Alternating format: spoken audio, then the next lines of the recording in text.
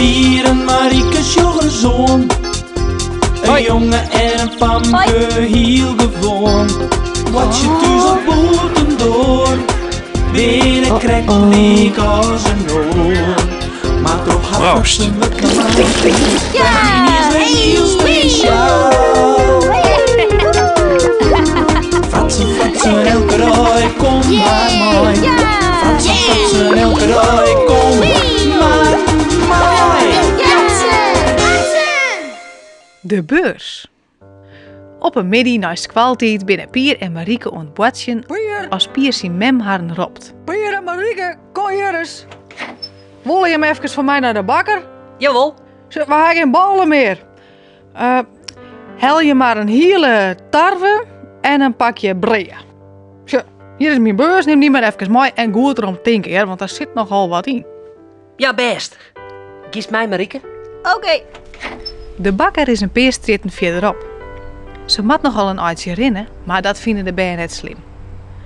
Onder het rennen had het Pier een vliegertouw uit de boeze. Dat had er nog oorhouden van het avontuur met de draak. Zo wat ik nog in een boes ha? Touw. Hé, dat is eens voor meer. Wat woest aan mij?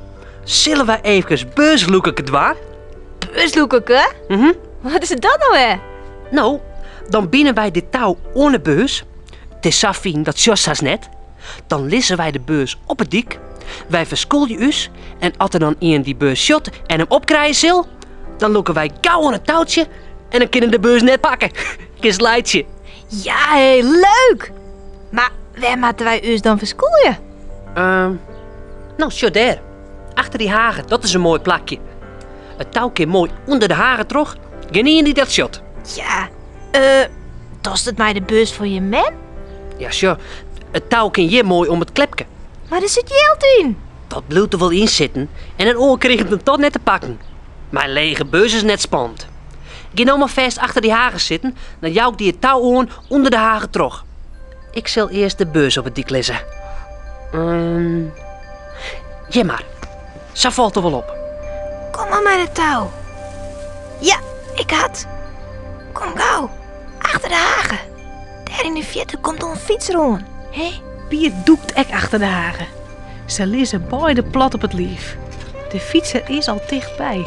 Het is een oudere man. Hij sjocht terug voor een mut. Hij fietst haast door de beurs heen, maar hij sjocht hem net. Oh, wat een zoer. Denk erom, van de andere kant komt een auto. Die zag niet. Oh, alhoewel, je riet heel stadig. Donker. Rem het. Die man had hem lissen, jongen. Hij komt weer om. Zie maar, hij riet achteruit. Hij shot naar de beurs. Stil je. Loeke Pier. No, Loeke. Hij pakt hem.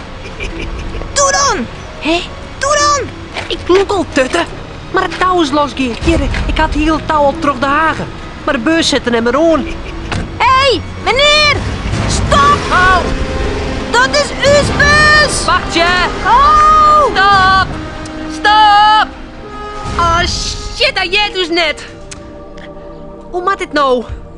Ja, hallo. Het wie die idee. We gaan weer om. Dan moest het eerlijk zien, mem, zissen.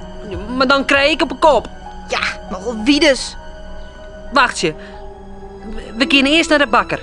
Ik let het wel opschreeuwen, anders hebben we jou niet te eten en dan wordt dus mem nog lelijker. Als Pier en Marieke thuiskomen met een ballen en een pakje breien, sjocht Pier zijn mem verheerd op. Hoe kom je hem daar aan? Gewoon. Van de bakker. Maar ga je hem dat dan net vertellen?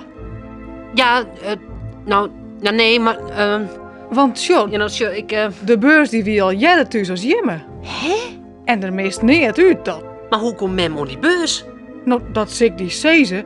Je stappen niet eens krijg een auto. En er kwam een man uit en die bracht me de beurs. Hij hier op straat te lezen, jongens, zei er. Ja, gelukkig stond mijn naam en adres erin dat hij vreeg had ik hem verlen hier. Nou, ik zei ik er net, maar dan moeten de band hem verlen ha. Ah, hij hier geen band, jongens, zei er. Maar de beurs wie werd de plak. En nou, jim gelukkig gek. Ik zie het al hoe je hem in. Horus? Ja, hoe je hem. Wat hij hem trouwens een smarrige knibbels. dat wie... Ga je hem op een groenlijn of zo? Om die beurs. Huh?